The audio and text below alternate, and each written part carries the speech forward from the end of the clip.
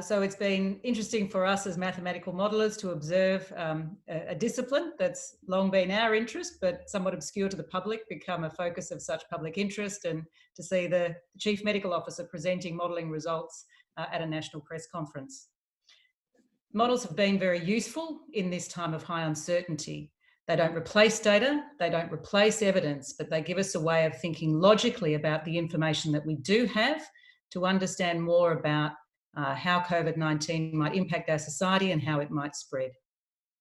The key measure in thinking about how any infection spreads is the effective reproduction number.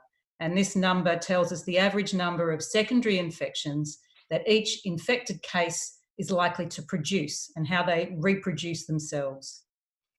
We've released data today to show that our best estimate at the moment in Australia is that for every 10 infectious cases, they're only reproducing another 5. And this shows that our epidemic at the moment is in decline. That's great because it shows that the public health measures that have been in place have been very effective in limiting the spread of this disease. But it doesn't let us be complacent. The virus hasn't changed. It still has the same characteristics. And if we were to release those measures now, knowing that one case on average, the basic reproduction number produces another 2.5 cases, those 10 cases today would produce 25 cases over the course of their infection, not 5. So that's a really important message of the work that we're doing, but very reassuring that the measures in place have been doing their job. I'll let James pick up from there.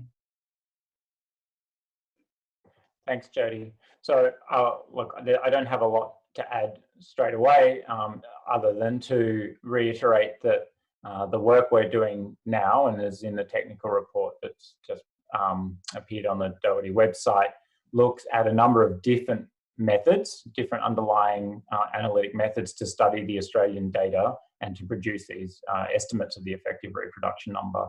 And that work has been done by the authors listed on the technical report. And it's really important, I think, to pick up on think about a few of the principles that are used in producing those estimates. And one of the key things is that we account for the difference between the importations and then the local transmission. And these estimates of the effective reproduction number are for local transmission within Australia, and show that within there, within Australia, there's fewer than replacement. Well, a couple of other things that I think are worth highlighting are we're all aware of the local outbreak in Tasmania over the last week or so, and you can see in our estimates of the effective reproduction number for Tasmania that I'm just looking at the graph on my screen as well, but from around March 30th, the model also picks up this increased epidemic activity. And so I think this really comes to this really important point that both the Chief Medical Officer and Jody have already made, which is that these methods can help us understand the current dynamic, but they don't replace, of course, they don't replace the need for traditional local area surveillance and public health response measures. One other thing I will add before handing over to questions is that one of the other things that we've been doing in collaboration with the London School of Hygiene and Tropical Medicine is trying to get a handle on methods, or trying to understand what proportion of symptomatic cases we might be detecting in the community. And this is a method that's been developed over the last few months by the London School. We've helped them refine and extend that method in a collaboration that will continue over the coming weeks and months. And we can see some really promising signs around our Australian surveillance system's ability to detect symptomatic cases. Of course, that doesn't say anything about asymptomatic spread. That's a different issue and a difficult one to get a handle on. So all of the analyses we present and all of the policies we take forward from, or we consider from here, need to account for that continual uncertainty on how important asymptomatic transmission might be. And there's a global effort to try and understand that better. And I'll leave it there. Thank you. Thanks, Jody. Thanks, James. Now, if anyone has any questions, please raise your hand and I will get to you as quickly as I can. Okay. Liam Mannix, can you go ahead? Thanks, Kath. Team, based on this analysis, what date or date range would you estimate that local elimination is likely? So it's clearly, if it was likely at all, like obviously there's a downwards trajectory here. So if you run it for long enough with the interventions in place, you're right. It's kind of, it's where you end up, which is elimination. It would be very different for different states. It's not a, we could run the model forward from the current level of cases and with the estimates here of the reproduction numbers. And you'll get some time in the future. Like, it might not satisfy you, but we don't do that out as far as you would need to see an elimination, because it's not, to me right now, the key point to consider here. These numbers still, we have confidence about what these numbers tell us about the current state, and we have to be very cautious about extrapolating too far into the future. I think it's a very common thing in this kind of research area that we have to be very cautious about how far we can extrapolate, how far we can forecast. So we're still using these tools in a very cautious short-term way. And of course, if there were changes in our mixing behaviour or our intervention methods over that coming month and beyond, then these numbers will change. And so it's it's like a weather forecast. You can project a weather forecast out weeks and weeks and weeks in advance, but you can only trust it over a certain period of time. And so the same applies here. I'm happy to follow up with that if you've got more to say, Liam. And can I make 2 comments about that? Sure. So there are also 2 really important features here. One that we've already mentioned is the possibility still that small localized outbreaks will occur. And yes. So these models are looking at average behaviours across the system, but all those little glitches and outbursts lead to changes in local activity that average behaviour can't predict reliably. And the other thing is, the key constraint on our system here is human behaviour. And for these measures to continue to have the same effectiveness over time, that human behaviour needs to be applied at the same level over time. And that's a really critical source of uncertainty. So that's very important in thinking about how far you can project forward. So thanks for the question, Liam. I'm quite interested to see if there's a follow-up there, because I think it's a really subtle point about how far you can project something forwards. Yeah, I certainly take your point about it. I suppose it just intrigued me because only a few weeks ago, some epidemiologists had been saying that they didn't think that it would be possible to get to elimination levels at all. But this is impressive. But I want to pick you up on one thing you said, James. You mentioned that to get to elimination, we are at the very least talking months into the future. So it's not going to be within the time frame of weeks. I don't believe so. And one of the key reasons is what Jody just said as well, is that we will see inevitably a local outbreak like in Tasmania, and that pushes the numbers up again, and then you've got to pull it down again, even if on average you had that reproduction number at a certain level. So this virus has a habit of surprising us though as well. So again, this just comes back to my analogy with the weather forecast, that it's just very hard to predict something out as far as I think we would kind of want to, but we just wouldn't have the confidence to. Well, can I ask on that, if we were to take it to 0 and hold it there for some time and then reopen society, what are the chances of us missing something and it, re-erupting? That's the risk. So it's the allure of life as normal. But if we're all still susceptible to this virus, if we don't have immunity, life as normal is not a real option, because the virus will come back from somewhere. We can't isolate ourselves from the world forever.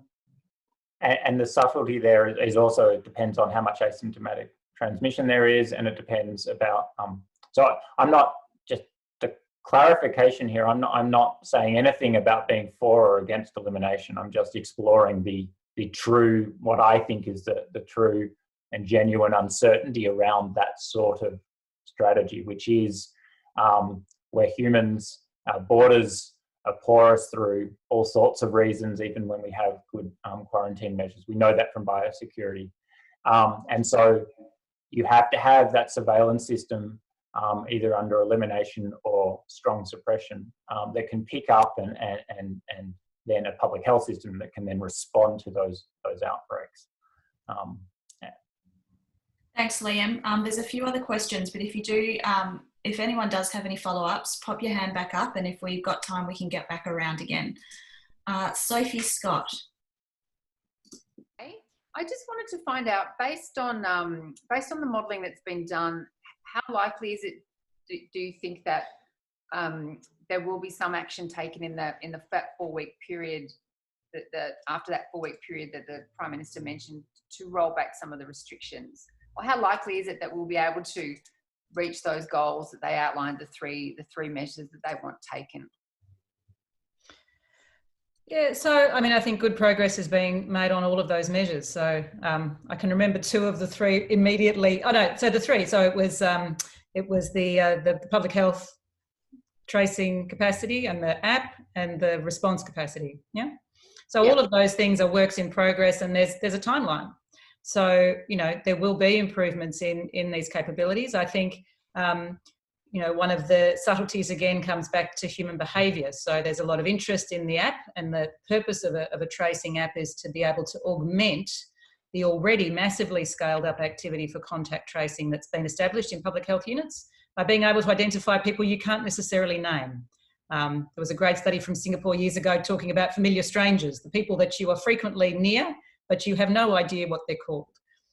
So those sorts of people, it's that ability to extend that network that the app allows for. But what proportion of the public will take it up is going to be very influential as to how much that can help to augment that effort. So I think there's going to have to be, you know, both the development of these capabilities, but also really clear communication with the public and understanding of by the public of what they can do to help to strengthen that public health response capacity, to help to enable us to lift some of those current restrictions on movement and on physical distance. I'll just add about the apps.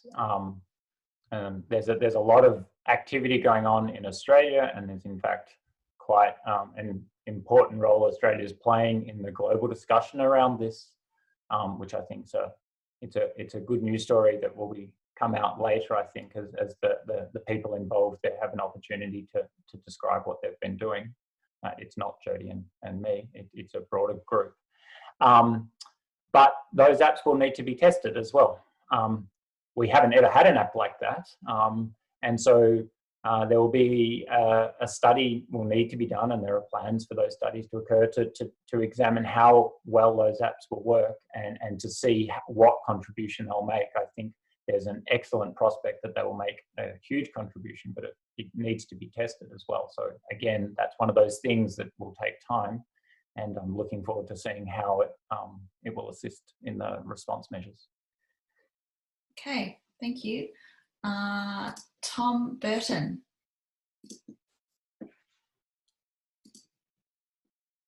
Can you hear me? We can, go ahead. Thank you. Thanks for the conference, guys. I just wanted to focus in on 2 slides. The slides, figure 4 and figure 5. I'm wanting to understand this difference between imported and local, and just reading the legends around it. You know, there's references to 5 times more infectious. So could you just walk us through those 2 slide packs, those 2 slides, 4 and 5, and the importance of this difference and how we should be interpreting those 2 figures, please? Sure.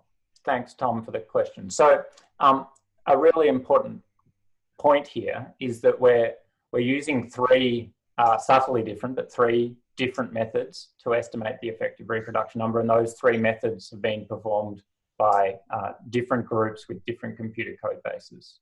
And then after we've done our work, we've looked at the results.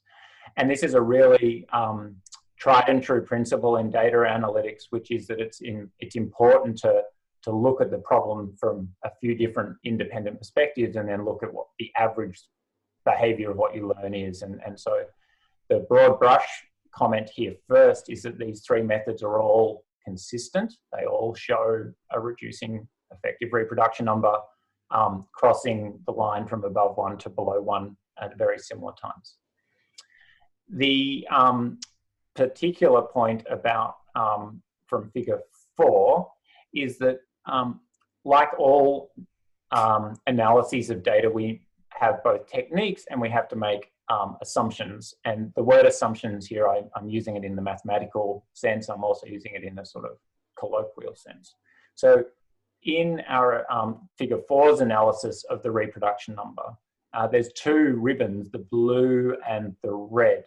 And they reflect an assumption, an input decision by the person who produced that figure about how infectious a local person is to another local compared to how infectious an importation is to another person within the country.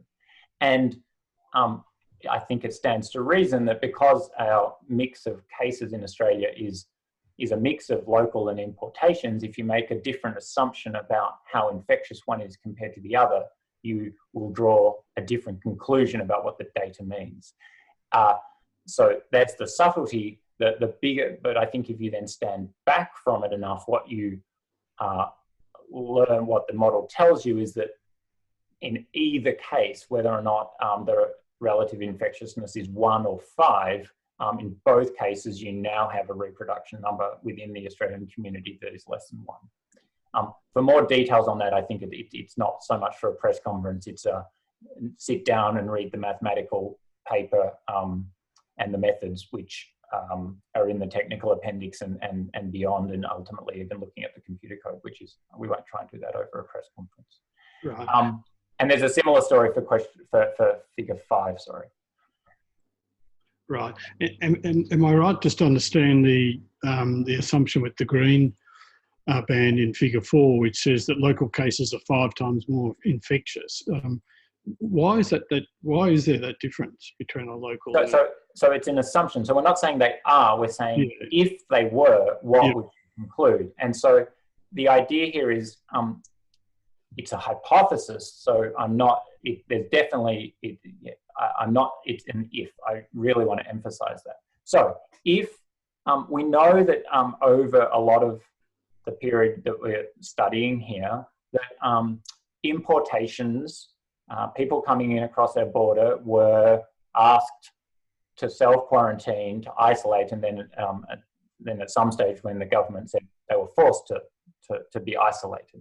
And so you might expect them to have very low contagiousness, onwards transmission potential.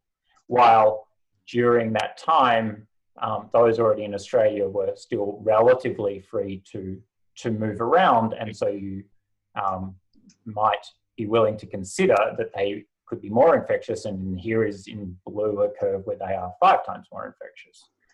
Hence, there's more. You think that there's more spread, is how you read the data.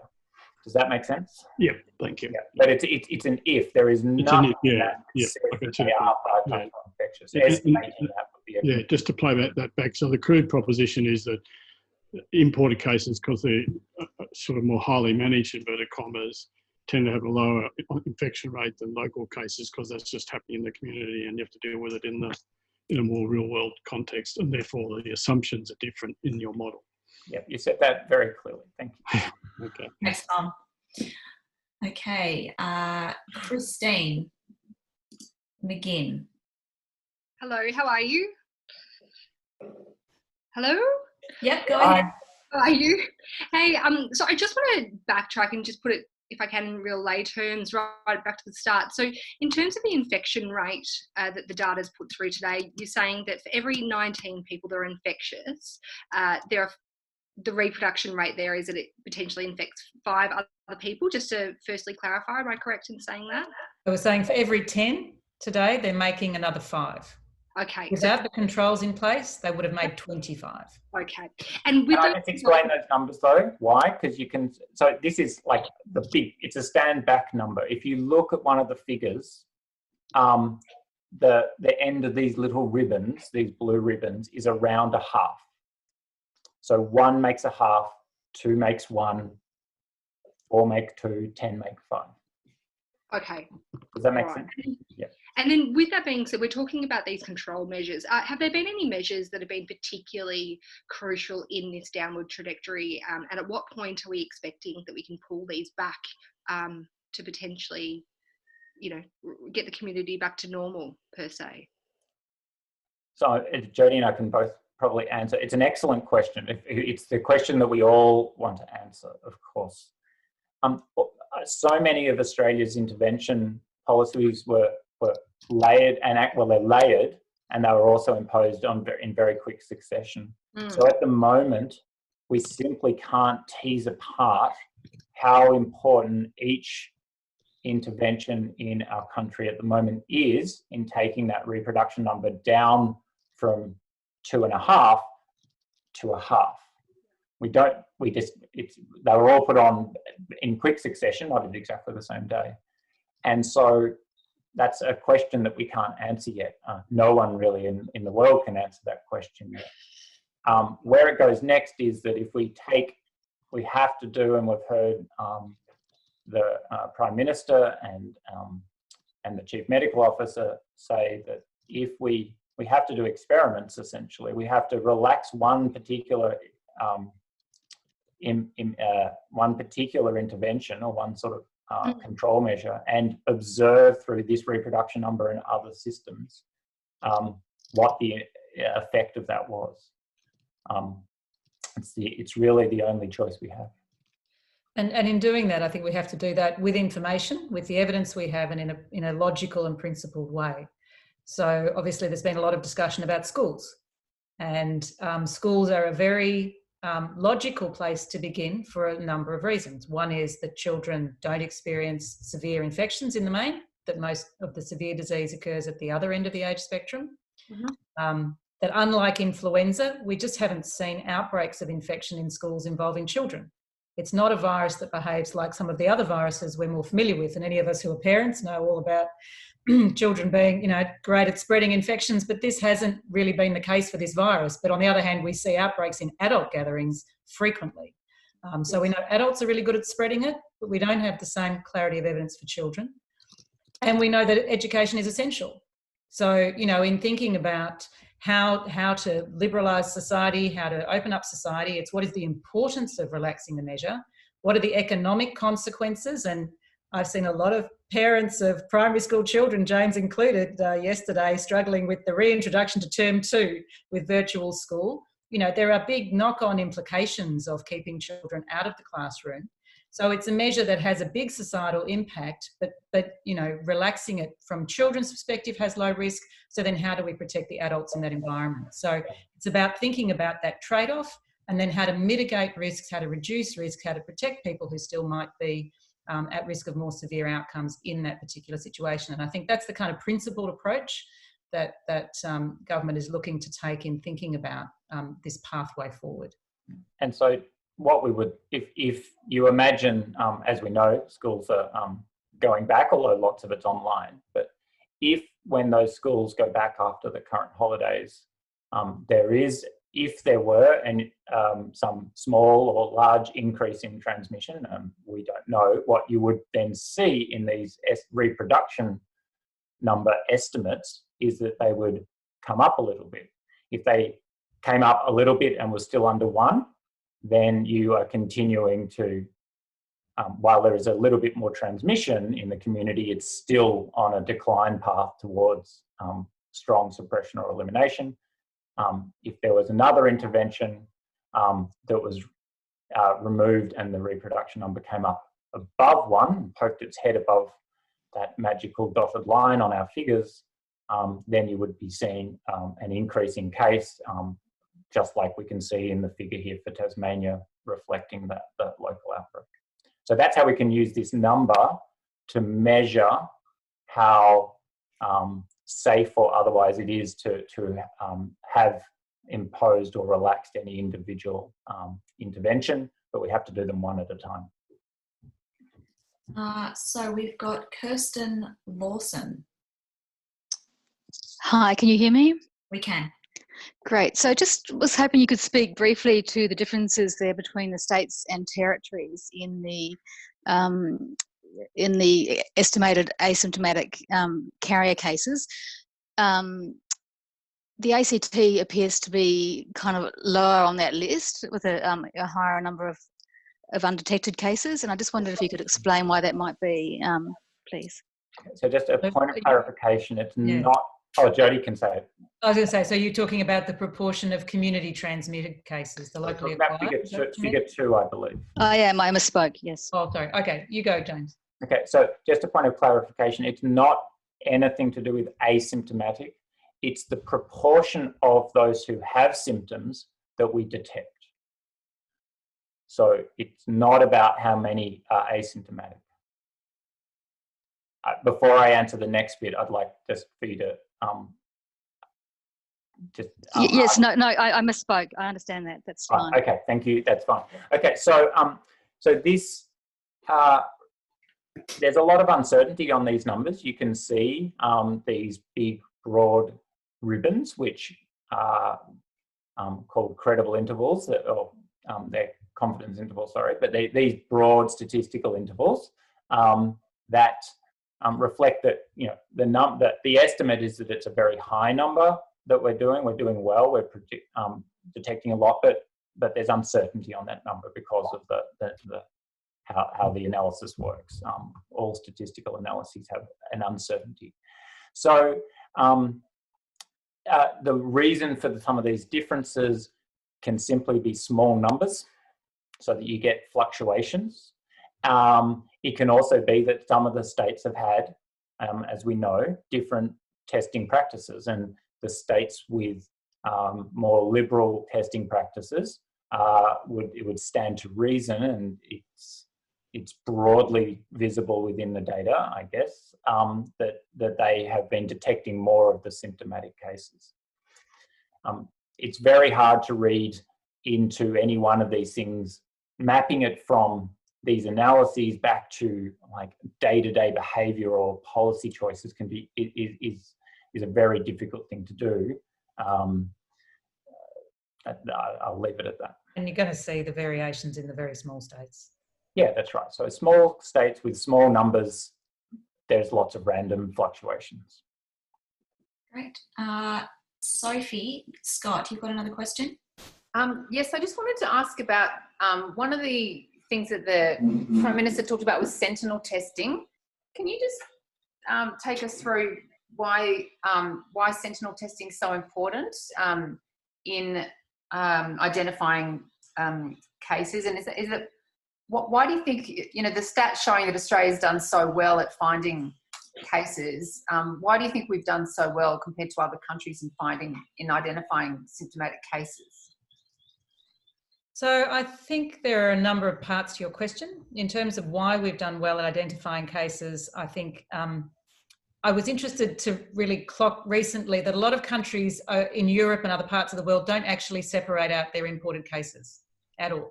Right. So for us, it was very easy and visible to identify people who had come from overseas who might be bringing the infection in. So from early on, our ability to identify the sort of people of interest who might be the groups at risk was possibly easier than for other countries with many land borders. So I think that was probably an early thing. Obviously, the case definition has been continually reviewed as new information's come to light, and we have had a lot of testing per capita. So just the amount of testing that's been done has been important, and we've had good access to diagnostics from very early on. So that's obviously critical too. In terms of sentinel testing, I think sentinel testing becomes more important as those visible populations start to diminish. You know, there are still Australians returning from overseas, still Australians being returned from cruise ships internationally and other places. But those numbers will dry up, and then how do we know who to look for and how do we know who to test?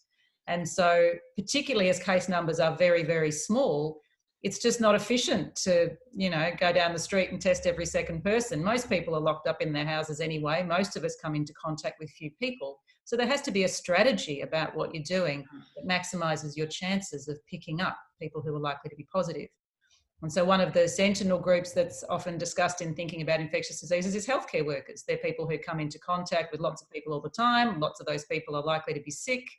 They're kind of a population at an amplified risk of infection. And we've had very liberal testing of healthcare workers, you know, all the way through this. And the symptom criteria for healthcare workers to be tested has been lower than for the rest of the population. So it's about an efficiency of strategy that means you're likely to pick up concentrations of positives and then be able to focus your efforts around those positives. And, you know, in some parts of the country, around in New South Wales and others too, as there are localised areas of higher activity, testing activity can be ramped up in those areas where there is known to be transmission occurring. You just waste your resources if you go off randomly and look at places where nothing's happening. Okay, thank you. Now we're just going around the grounds again. So if you do have a follow-up question, keep your hand raised. If you don't, please lower it. Christine, have you got a follow-up question? Oh no, sorry, I've unclicked myself. It's the beauty of a virtual press conference. Okay, let's try. Liam, do you have a follow-up question? I do. I wanted to ask, obviously this analysis talks a lot about symptomatic case detection. What are the estimates at this stage for the rate of asymptomatic cases in Australia? Do you want me to start on that, James? I think that's for you, because I think it's a million-dollar question that we'd all love to answer. And maybe even asymptomatic is the wrong name for what we're talking about. So there have been analyses of data from China looking at the undetected case proportion. So there might be people who have no symptoms at all, or have symptoms so mild that they don't seek medical attention, or they have mild symptoms and they don't want to go and be found that they're positive, because then they'll have to be isolated, so they just stay quietly at home. So those are all the people who fit into that undetected class. They haven't come to medical attention and they haven't had a test. We would love to know what that proportion is. We anticipate that it's actually probably across the board quite high, and estimates internationally say it could be as high as 40 to 60%. There's also a lot of discussion about whether a lot of the people who initially are thought to be asymptomatic might go on to develop symptoms if enough time passes. So there is a genuine uncertainty. I think what we do know quite clearly is that children and younger people are much more likely to have no or mild symptoms than older people, who are much more likely to have severe end of the spectrum symptoms. So that symptomatic proportion in your community at any given time will depend on the age groups in which the infection might be spreading. So it becomes a complex question, but it is definitely one of the things we need more information on. And there are studies going on in Australia and countries around the world, coordinated by the World Health Organization, that are looking really closely at the household contacts and close contacts of people who are known to have COVID-19, and testing them really systematically to go out and try to find those asymptomatic people, because otherwise there's not really a coherent strategy to test them. These people we know have been exposed. We can find out if they have picked up the infection and might be able to detect virus without symptoms. And those people will also be followed up with blood tests to see if they make antibodies to infection without symptoms or without virus as an indication they've been exposed. But that data collection is going on globally. It's still a work in progress. And as we bring those results together internationally, we hope to be able to answer that question more accurately with time. I suppose I wonder, Professor, if we don't know the proportion of asymptomatic individuals, does that significantly impact the ability to confidently predict R0 if it's possible that there is a small or a large amount of people out in the community who are asymptomatic? So I completely understand the line of the questioning. So the first thing I'd say is it definitely makes you very cautious about relaxing measures. Right? That's the first thing. If there was the methods naturally pick up on the role that those asymptomatics might be contributing to the reproduction number, because because if they were spreading it, although our social distancing measures will reduce their transmission as well. So under our current circumstances, the estimate of the reproduction number being less than 1 is a robust measure, even if there are those asymptomatic people. If you think about the counterfactual here, like the opposite, I'm choosing my words carefully because it's a nuanced argument, but if we were mixing enough that there was growth, then asymptomatic people, if they transmitted it to others, would show up as some of them would be symptomatic, and you would have unlinked community cases, and you would have a growing epidemic, and so you would estimate a reproduction number over 1. There's lots of ifs in what I just said. So we see a declining number of symptomatic cases in the raw data, and we know that if there is asymptomatic transmission, it's part of the generative process that is leading to those reductions still. So there is still confidence in these estimates of the reproduction number. Where you've got to be careful is about changing the policy response if you don't know about how much asymptomatics there are. It's a subtle argument though. And our 2 key measures that address asymptomatic transmission are quarantine and physical distancing. So that's why, quarantine will always be a part of what we do. The question is, will we be able to mitigate risks in society enough that we can relax the distancing elements as well? I feel like a very long answer, but there's one more bit because it's such an interesting question, Lee. So they're not going to strongly influence our estimates of this reproduction number, but knowledge of how much asymptomatics there are would dramatically influence potentially a longer term forecast of what might occur under different relaxation scenarios, different measures that you would remove and allow us to mix more. So knowledge of the role of asymptomatics, how many there are and how infectious they are, is an incredibly important thing to understand for looking towards what might happen in the future. Okay, so this is the last question. It's a follow-up from Sophie Scott. Go ahead, Sophie.